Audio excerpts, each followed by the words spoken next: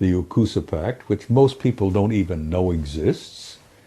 The Akusa crowd, all of us, Britain, US, Canada, New Zealand, Australia, are all like this.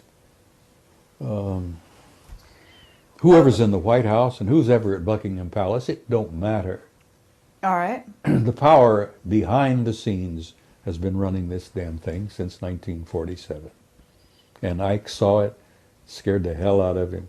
He met the Anunnaki, that scared the hell out of him. So they're pulling our strings now like they always have. Okay. So what's your solution? What would you tell people? I mean, in facing the future, in trying to reinvent the future, certainly Marsha's working with people to become enlightened, to She's doing apply. a tremendous amount of work to help people make this transition. Carrie, we're not just going through a transition, we're going through a transcendent transformation, literally. A transcendent transformation. We're going to come out of this thing when it's all over with, totally different species. We're not going to be the same people we were in the past. Mm-hmm. And that's good. And it's going to hurt, and it's going to be painful. And I tell people, and I've said this repeatedly, don't get too uptight about it. You've been through hell before, you're going through a bit of it again. But once it's over, once you've made that transition, we're going to have, hopefully, a new world, a new future, a new beginning. And I think that's the end of the great year that we're going through. We're going through the end of a 26,000-year cycle. And I tell you, 2012 don't matter. Mm-hmm. First of all, Christ was born 7 years before. And this is a fact. And if you don't believe me, get Sir Lawrence Gardner, who's probably one of the best historians we've got working today. Lawrence Gardner's got the facts. Jesus was born in 7 BC on the 1st of March. Now, if you want to count from his birth, like we supposedly have been doing, add 7 years to 2008. You end up with 2015. That's pretty close to what 20... so you're saying we're actually in the year 2015 now? No, we're in the year 2015 right now. Right. So yes. That means that Nibiru, when you say it's coming in 2020, is actually due in about 5 years. Probably. So we're looking at 2013 by our calendar. Well, no later than 2017. I'll throw 2017 out. Okay. And you can take that to the bank. 2017. Now, okay. That'll give or take a year or two because the celestial mechanics, they haven't really worked it all out yet. We've got computers you wouldn't believe, but they're still trying to feed in some of the data. So is one of the remote viewers, you're in touch with Ingo Swann? I haven't been in touch with Ingo for some time, but Carrie, I've been doing some remote viewing. Right. I've even had a couple of out-of-body experiences. Mm-hmm. I've been doing a lot of meditating. When you step into that world, there is no time. Mm-hmm. And you can talk to anybody, everywhere, all at once. Mm-hmm. And now, that sounds silly to anyone who doesn't understand what I'm trying to say.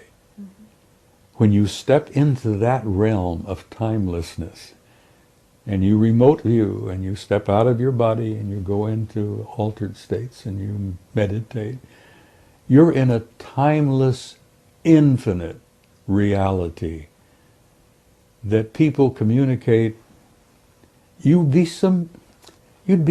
shocked and amazed at the wealth of information that's out there just to tap into. The old ones used to talk about the Akashic record. Mm-hmm. It's real. It's real. And it isn't just about the past, because, Carrie, there is no past. Nor is there a future. There's only an eternal now. And A physicist sitting here in this room would say balderdash because they wouldn't grasp for a minute what I'm trying to talk about. But old Ingo would. Yeah, absolutely. Well, I've been some of those places myself that you're talking about. I knew it, you see. And so I have to say you're absolutely right. And it's incredible pleasure for us to hear this from yourself. And I would like to, at this time, just open the floor and say, is there anything that we haven't covered here that you would like to talk about? And then, of course, we would also like to invite Bill to ask you some questions. We've danced around on a whole bunch of things for the last hour. I enjoy it. I enjoy chatting with you two guys. You're pleasant people. As I say, I'm an old codger, and you plug me in and turn me loose. There's no telling where I may end up. I've been around 79 years this trip. I've made a dozen or two previous trips, which amazingly I remember quite a bit about. When you start going into that timeless realm, you step into that infinite, which we're all part of. Memories of other lives come flooding into you sometimes. Mm-hmm. Oh God, the things I've seen, the things I've done, the places I've been, this life are kind of shocking. The things I've done, the places I've been, and the lives I've lived before are beyond belief. I'm not boasting. This is not a boast. Mm-hmm. But I'm an old soul. I've been around on this planet a long time. And I amazingly remember it. Some of the memories I would rather not remember because they're painful. Mm-hmm. Hell, I have memories of Sumer. I knew the Anunnaki back then. Worked with them. I was one of their products. I know them now. And I don't have any fear. And in bringing this to a close, I would like to say to whoever is watching, get rid of the fear. You have nothing to fear. You are an immortal, timeless being who has an infinite future in a glorious universe that's so filled with beauty and life that we on this little tiny planet couldn't begin to grasp. But I say to people, don't be afraid, for God's sake. Gather around you those you love. Spread that love around. And go into tomorrow with courage. Because you've been through a hell of a lot worse before.